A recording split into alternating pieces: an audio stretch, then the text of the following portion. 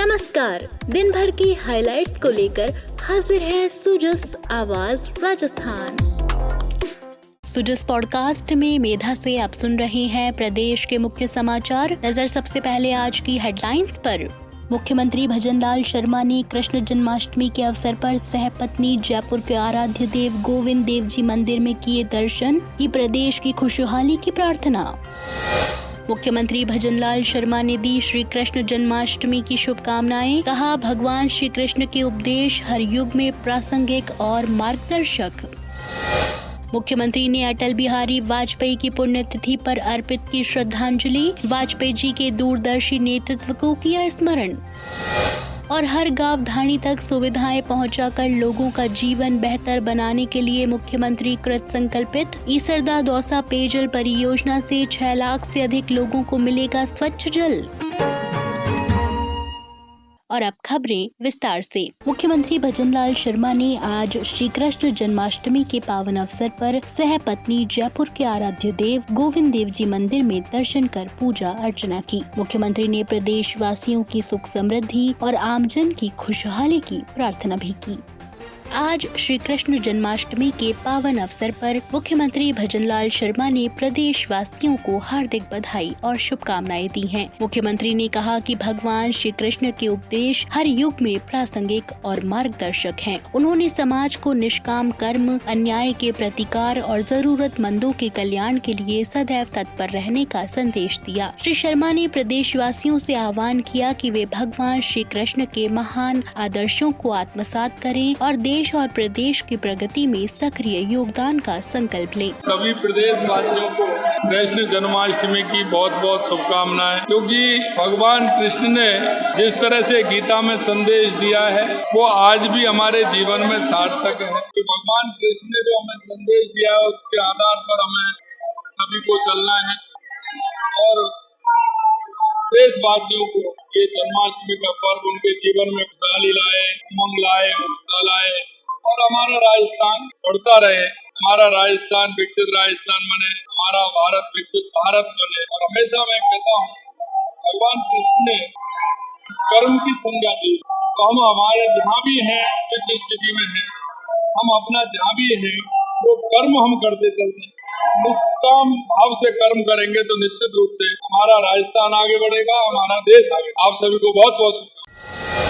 भगवान श्री कृष्ण जो मथुरा में पैदा हुए और वो शिक्षा के लिए संदीपन गुरु के आश्रम उज्जैन गए थे। मैं जिन रास्तों से वो गए थे, यहाँ से भरतपुर, कोटा, झालावाड़ और इस रास्ते से उज्जैन पहुँचे थे। श्री कृष्ण गमन पथ उनके जीवन काल से जुड़ा हुआ विषय। मध्य प्रदेश और राजस्थान के दोनों सरकारों ने मिलकर के हम कृष्ण गमन पथ का निर्माण करेंगे और वहाँ जहाँ उन्होंने जो हमारे पौराणिक आस्था के केंद्र हैं और जहाँ जहाँ वो गए हैं उन सभी स्थानों को चिन्हित किया गया है। उन स्थानों को हम प्रमुखता से मानचित्र पर लेकर के श्री कृष्ण गमन पथ जो मथुरा से संदीपन गुरु के आश्रम में उज्जैन तक गए थे, उन सभी स्थानों को विकसित करने का काम करेंगे। आज के इस कृष्ण जन्म के उत्सव पर मैं आप सभी के माध्यम से कहना चाहता हूँ कि ये हमारी सरकार और मध्य प्रदेश की सरकार ये श्री कृष्ण गमन पथ के काम को हाथ में लेकर के उन स्थानों को, जो स्थान पर भगवान कृष्ण के जो स्मृति हैं, उनके मंदिर हैं और उनके और पास के जो मंदिर हैं, उनको भी हम पूर्ण रूप से विकसित करने का काम करेंगे। पूरे प्रदेश में भगवान श्री कृष्ण का जन्मोत्सव बड़े धूमधाम और श्रद्धा के साथ मनाया जा रहा है। राजधानी जयपुर सहित प्रदेश भर के मंदिरों में भजन कीर्तन, झांकी सजावट और मटकी फोड़ जैसे कार्यक्रमों का विशेष आयोजन किया जा रहा है। वहीं गोविंद देव जी मंदिर, इस्कॉन मंदिर और कान्हा जी के प्रमुख धामों और घर घर में भक्ति के स्वर गूंज उठे। मध्यरात्रि को भगवान श्री कृष्ण का जन्मोत्सव विधि विधान से मनाया जाएगा, जिसमें श्रद्धालु आरती उतार कर जयकारों से वातावरण को भक्तिमय बनाएंगे। जयपुर के अलावा नाथद्वारा, उदयपुर, अजमेर, अलवर, भरतपुर और मथुरा से जुड़े मंदिरों में भी हजारों श्रद्धालुओं की भीड़ नजर आई। सजाई गई झांकियों और भक्तों की शोभा यात्राओं ने पूरे वातावरण को रसमय बना दिया। प्रदेश भर में जन्माष्टमी पर्व पर भक्ति, आस्था और उल्लास का अद्भुत संगम देखने को मिला।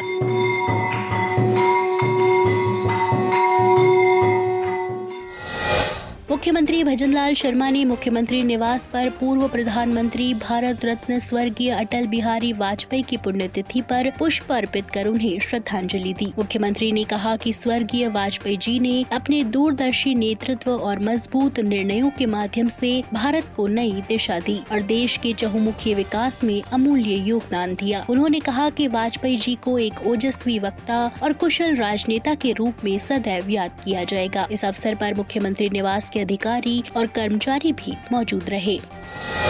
मुख्यमंत्री भजनलाल शर्मा ने कहा कि प्रदेश के हर गांव, हर थानी और हर व्यक्ति तक मूलभूत सुविधाएं पहुंचाकर लोगों का जीवन बेहतर बनाना राज्य सरकार का संकल्प है। श्री शर्मा ने हाल ही में दौसा जिले के लालसोट विधानसभा क्षेत्र स्थित डूंगरपुर गांव में आयोजित समारोह में रिमोट का बटन दबाकर ईसरदा दौसा पेयजल परियोजना का शिलान्यास किया था। मुख्यमंत्री ने कहा कि लगभग 350 करोड़ रुपए की लागत से बनने वाली इस परियोजना के अंतर्गत 8 स्वच्छ जलाशय, 5 पंप हाउस, 47 उच्च जलाशय और 1800 किलोमीटर से अधिक की पाइपलाइन बिछाई जाएगी। वर्ष 2027 तक पूर्ण होने वाले इस कार्य से 302 गांवों की लगभग 5,58,000 ग्रामीण आबादी और लालसोट कस्बे की करीब 69,000 शहरी आबादी को स्वच्छ पेयजल उपलब्ध हो सकेगा। मुख्यमंत्री ने बताया कि पिछले 1.5 साल में पानी और बिजली के क्षेत्र में अहम निर्णय लिए गए हैं। राम जल सेतु लिंक परियोजना, यमुना जल समझौता और माही बांध योजना जैसे प्रयासों से सिंचाई और पेयजल की समस्या का स्थायी समाधान किया जा रहा है। उन्होंने कहा कि वर्ष 2027 तक किसानों को दिन में बिजली उपलब्ध कराने का लक्ष्य रखा गया है। अभी आपने देखा होगा, हमने ईसरदा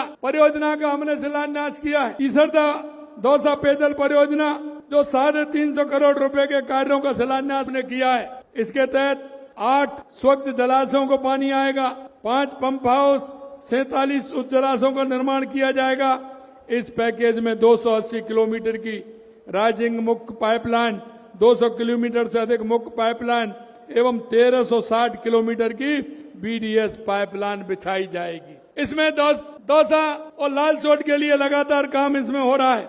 इन कार्यों को 2027 में पूर्ण करने तक का लक्ष्य लिया है। आने वाले समय में उसका पानी आपको मिलेगा। इन कार्यों में 302 गांवों को लगभग 5,58,000 आबादी, लालसोट की करीब 69,000 आबादी को स्वच्छ पेयजल उपलब्ध कराया जाएगा। प्रदेश में महादेव की कृपा से अच्छी बारिश हो रही है। ईसरदा बांध में खूब पानी आ गया है। ये सीजन के मौसम में पौधे लगाने का मौसम है। मैं आपसे इतना कहता हूं कि एक पेड़ माँ के नाम अवश्य लगाएं, जिससे हमारा पर्यावरण ठीक रहे। इसके तहत 5 साल में 50 करोड़ पौधे लगाने का लक्ष्य लिया है। पिछली साल हमने 7 करोड़ पौधे लगाने का लक्ष्य था। हमने 7.5 करोड़ पौधे लगाए थे और अब की बार 10 करोड़ पौधे लगाने का लक्ष्य हमारा है। हमारा लक्ष्य अभी 7 करोड़ पौधे हम लगवा चुके हैं। आगे आने वाले समय में इस लक्ष्य को पूरा भी हम करेंगे। मुख्यमंत्री भजनलाल शर्मा ने महान संत और आध्यात्मिक गुरु स्वामी रामकृष्ण परमहंस जी के पुण्यतिथि पर उन्हें स्मरण किया। श्री शर्मा ने कहा कि स्वामी रामकृष्ण परमहंस की अमूल्य शिक्षाएं और अद्वितीय आध्यात्मिक विचार मानव समाज को सत्य, धर्म, करुणा और ईश्वर भक्ति के पथ पर निरंतर प्रेरित करते रहेंगे। इसी कड़ी में राज्यपाल और कुलाधिपति हरिभाऊ बागड़े से राजभवन में हरिदेव जोशी पत्रकारिता और जनसंचार विश्वविद्यालय के कुलगुरु प्रोफेसर नंद किशोर पांडे ने मुलाकात की। कुलगुरु बनने के बाद प्रोफेसर पांडे की राज्यपाल से यह पहली शिष्टाचार भेंट थी। इस दौरान उन्होंने अपनी पुस्तक भारत बोध और भक्ति कविता पुस्तक की प्रति भी भेंट की। राजस्थान विधानसभा अध्यक्ष वासुदेव देवनानी से उत्तर प्रदेश विधानसभा अध्यक्ष सतीश महाना ने शिष्टाचार भेंट की। दोनों अध्यक्षों ने विधायिका की चुनौतियों, संसदीय कार्यप्रणाली और लोकतांत्रिक संस्थाओं की मजबूती पर चर्चा की। श्री महाना ने राजस्थान विधानसभा की पेपरलेस कार्यप्रणाली, पारदर्शी शैली और नवाचारों की सराहना की। उन्होंने विधानसभा भवन, संग्रहालय और कारगिल शौर्य वाटिका का अवलोकन किया। श्री देवनानी ने भारतीय परंपराओं को बढ़ावा देने वाले नवाचारों की जानकारी दी और श्री महाना को स्मृति चिन्ह, शॉल और पुष्प गुच्छ भेंट कर सम्मानित किया। तो आज के सुजस पॉडकास्ट में इतना ही। मेधा को दीजिए इजाजत। कल फिर होगी आपसे मुलाकात। तब तक बने रहिए सुजस आवाज राजस्थान के साथ। नमस्कार।